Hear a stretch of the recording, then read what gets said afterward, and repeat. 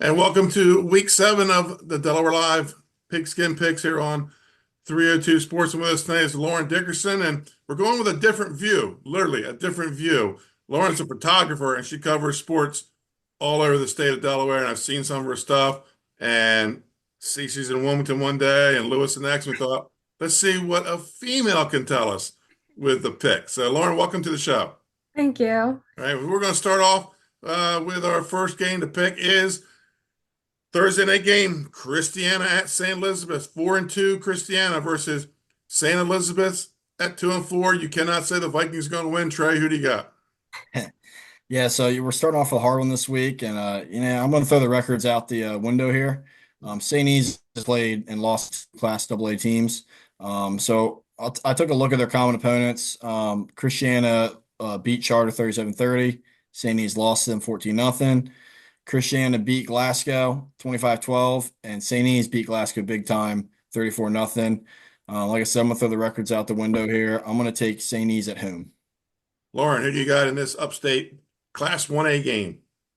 Sandy's is coming off a tough loss against one of their rivals, which was Wilmington Charter, Saturday.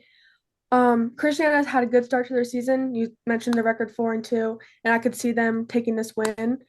So I'd say Christiana for this game. Okay. We're going to get to see the Christiana Vikings football team for the first time on a 302 Sports live stream on Thursday night. It's been a long, long time since Christiana's been in a meaningful game in the second half of the season. But here we are. I feel like this is a trap game for me to pick. My sense is telling me this just looks too easy on paper. Take Christiana. But someone on this shoulder is telling me St. E's is going to win this game. I could bail myself out and say, yeah, the crystal ball says Vikings will win. But all my siblings graduated from the Chapel Hill Road version of the Vikings. Christiana Vikings will ensure a 500 season with a win here on Thursday night. Big Class 3A game. Trey, 5-1 Sussex Central at 2-4 St. George's, noon start. Central has been held under 30 points in a game this season, and St. George's hasn't scored 30 points in a game this season so far. It's a lunchtime start in Newcastle County, which totally changes how Sussex Central prepares for the day, plus an early rise for them. I still take Sussex Central going in St. George's, find a way to get a win here. Lauren, 3A, who do you got in this game? I think most people who have watched Central know how good their offense has been playing. St. George's did play really close with Apo. They took a loss there, but I think coming off their big win against Cape, I think Central will come out top against St. George's. I think the Golden Knights offense, it's just too much juice for the Hawks. Sussex Central gets a win here and then welcomes in an upstart Dover team next week for their homecoming. Let's go to the biggest game on the slate this week. Friday night, 7 o'clock, 6-0 Appoquinimink versus 5-1 defending state champs, Salesianum. Trey, who have? Yeah, you said it's the biggest game in the state this week. It's two just great potent offenses. Both can put up points on the board. I think it's going to come down to defense. Sally's is defending state champs. I believe they're ranked number 1 in the state right now. So I say Sally's defends that and gets the win. Lauren, who do you have?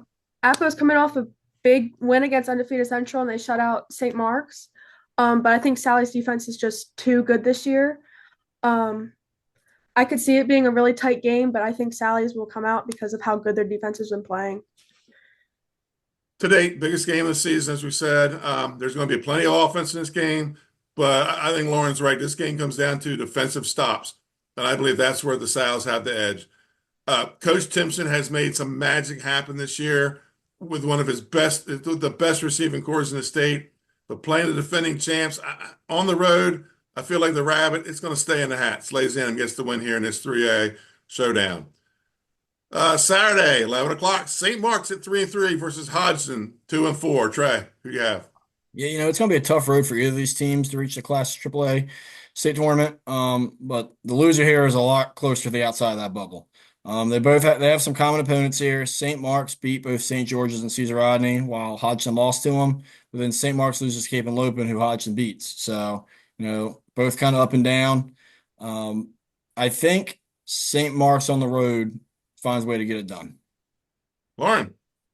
I agree. I think St. Mark's gets the job done on the road. It's puts more for Hodgson to be home, but things happen on the road.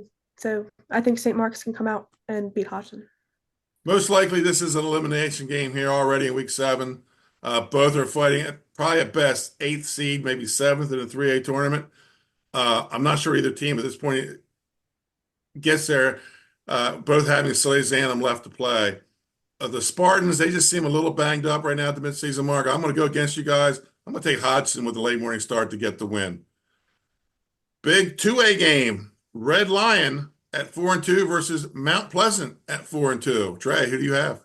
Yeah, Red Lion comes in with a big district win over DMA last Saturday night. And, Mount Pleasant, they started hot, but then they cooled off last week by Archmere. Archmere cooled them off. And, they don't really have any common opponents beside a winless Concord.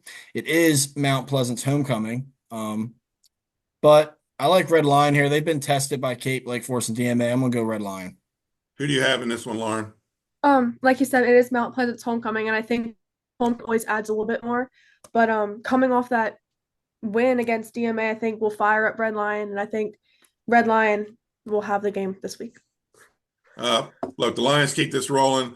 They're headed for a Week 10 showdown with Carabao. Red Lion wins here and spoils the Mount Pleasant homecoming. Big game on Saturday. I will have the call on this one. Noon start. 4-2 Milford, 3-3 Laurel. Trey, who do you have? Yeah, Laurel's moved its homecoming game to Saturday back in 2016, and since then they're 6-1 on homecoming. They both have a common opponent and a loss to Woodbridge.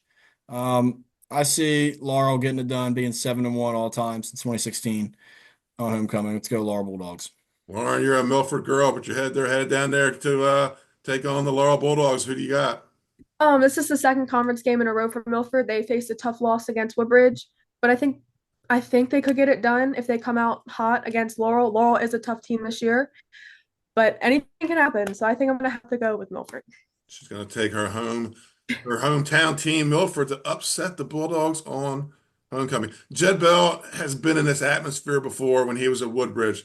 2016, they barely escaped Laurel's homecoming with a 10-7 win before they went on to win a state title. Laurel does homecoming big. It's going to be like a carnival. Friday night parade, the checkerboard end zones, the large Bulldog painted in midfield. The Laurel defensive front is big and mobile. They will have to slow down Greg Lockett, though. Milford will have to contend with that option-like offense Laurel runs. Kobe Shockley understands this offense. He runs it well. This is going to be a tight game. I think a lot of people think Laurel's going to run with it. This is going to be a tight game, but I think the Bulldogs defense gets it done. I think Laurel wins this one on Saturday afternoon. Odessa Ducks hosting the Howard Wildcats. Howard 3-3, Odessa 2-4. Trey. Yeah, I think Howard's getting on a roll. After the win at Lake Forest, the offensive scoring and scoring a lot. They have 94 points in their last 2 games. And, Odessa was looking to have things rolling themselves in weeks 4 and 5, but then they fell to Wilmington Friends last weekend.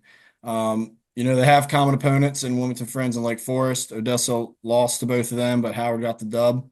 And I think that makes me lean towards Howard here with that offense rolling and just looking at the common opponents. I like Howard. Lauren, who do you have in this upstate game? Howard's on a 3-game win streak right now. In the past 2 games, they've held all 3 teams to under 20 points.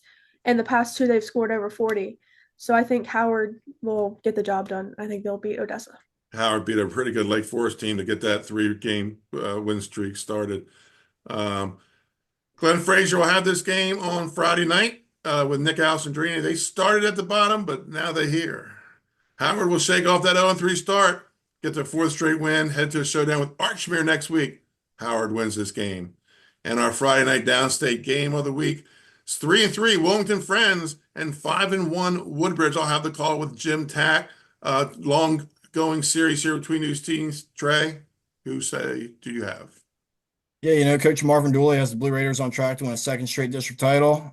Friends got off to a rough start, but they appeared to right in the ship. They do have a common opponent in Howard. Woodbridge won a tight one, 21-20. Friends lost pretty big, 48-14. I think the Marvin Dooley and his Blue Raiders offense is going to be too much here at home. I like Woodbridge. Lauren, big game downstate. Who do you have? Woodbridge has had a great start this year. Their only loss being to the 5-1 Golden Knights, and I don't think they'll stop. Woodbridge will have the home field advantage for this game, so I think Woodbridge gets the win against Friends. If you've ever been to a Woodbridge home game, especially when they're having a great season, it's a fun place to be. Non-district game, the Quakers, they are right now in an extended playoff season. A 6-4 record in 2A is a maybe this year, but Friends doesn't have a whole lot of bonus points coming on the schedule, so their backs are against the wall. Woodbridge is rolling with that ground game, and with Cameron Johnson, the Blue Raiders can score with the offense on the sidelines. Woodbridge gets it done here, and they get the win on Friday night. Lauren, where are you headed with your camera this weekend?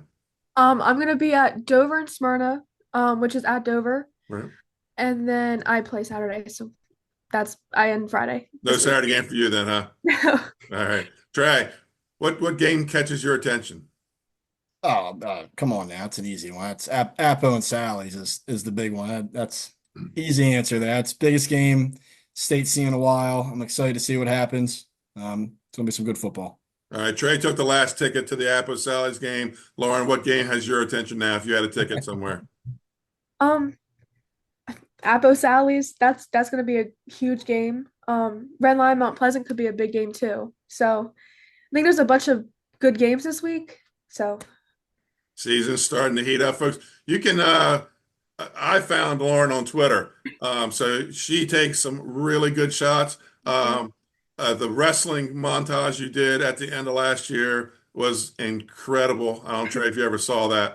I think I caught a glimpse Of the it. state champions. That was one of the best things I've ever seen. And I think I like stuck my said, way in one of those pictures. yeah, you may have snuck your way in, absolutely. But like I said, Lauren, we're going to be calling you here soon, and we want to showcase some of your stuff at 302 Sports because you're a really good photographer and keen eye for the game. So thanks for coming on board with us. And right now, 7-1 is the lead with who was 7-1?